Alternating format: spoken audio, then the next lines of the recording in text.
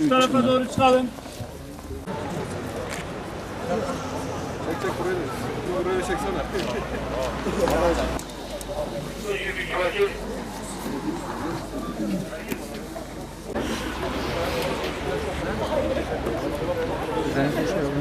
Biz buradayız. Başkan yardımcı gelin görüşelim. Görüşmeyeceğiz demiyoruz ki abi. Biz dışarıda kaldık. Dışarıda görüşmek istiyoruz. Şimdi bir oturmana bir şey var. Abi biz dışarıda kaldığımız için dışarıda Görüşme sağlayan başkan içeride mi acaba? Yoksa ne olur ya? Yani bu kadar kişinin dışarıda olması, başkan beyin içeride olması daha mı? Başkan içeride değil. Herkes başkan içeride Görüşme değil. yapacaksan çalışma arkadaşlar. Yok o değil. Başkan konu üzerindedir ya. Abi teşekkür ederiz. Hep bir dakika gel. Abi sağ ol, teşekkür ederiz. Şey değil ya. Abi vallahi gelmiyor. Hep bir dakika gel böyle. Teşekkür ederim.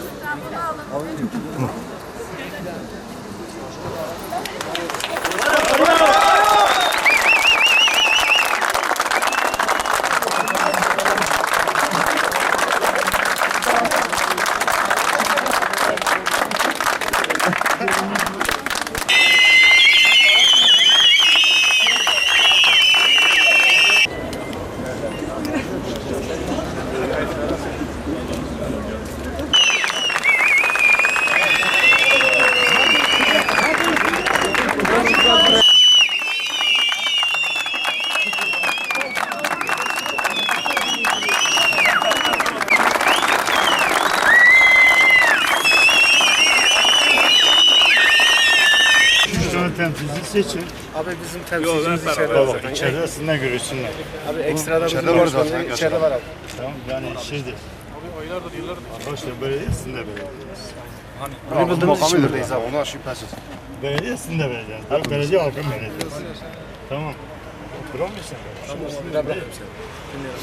Konuşalım sonra. Tamam. Eleştirdim. Tamam. İşte sıkıntılarınız olabilir. Farklı şeyler olabilir. Ne olacak? Sorunları konuşarak çözeriz. Temsilcimiz içeride. Konuşmak, yani konuşmadan çözülmez. Değil mi? Ama biz niyet göstermişiz, gelmişsiniz da belediyenin önüne kadar. Allah razı olsun. Tamam. Biz diyoruz ki halkın belediyesi. Bizim babamızın yeridir. Bu dönem buradayız, bir sonraki dönem Halkın belediyesi, halka destek olması. Ama bu tarafı sorunları çözeceğiz değil mi? Aynen öyle. Ama halkın belediyesi halka destek olması lazım bence. O zaman bu ayrımı yapmıyorsa kendi ilindeki kişilere neden bunu yapıyor? İşini kendi elinden alıyor. Burada çünkü evli çalışanı var. Biz her şeyin tartışılmasına, konuşulmasına yani. Tabii ki biz onun için geldik. Ama bak ben size şunu söyleyeyim. Yaşar abi. Çok fazla olmadı. Şunu söyleyeyim. Her ağızdan bir ses çıkarsa biz bu konuyu tartışamayız. Bak mutlaka siz içinizden temsilci seçmişsiniz. Bizim içerideki Temsilciyi yukarıya göndermek lazım. Tamam arkadaşlar biraz daha sakin arkadaşlar görsünler. Halkın başkanı buraya gelsin. Gelecek arkadaşlar.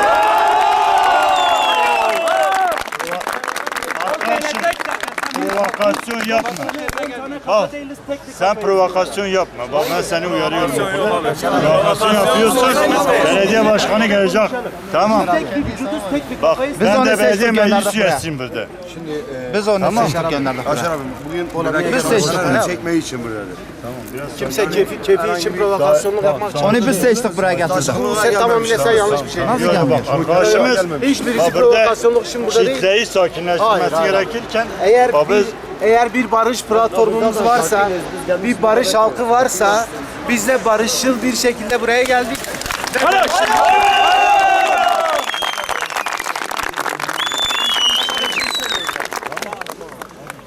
Abi içeride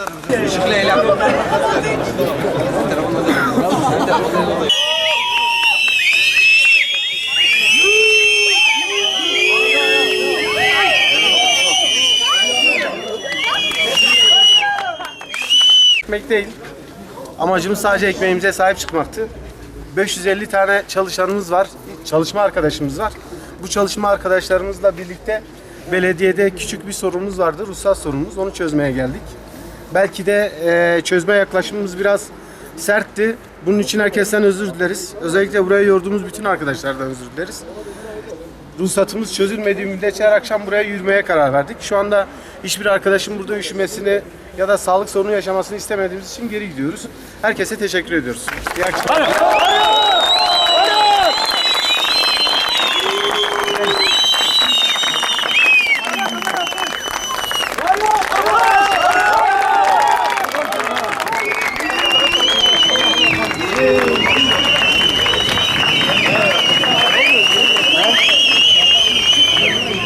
Doğru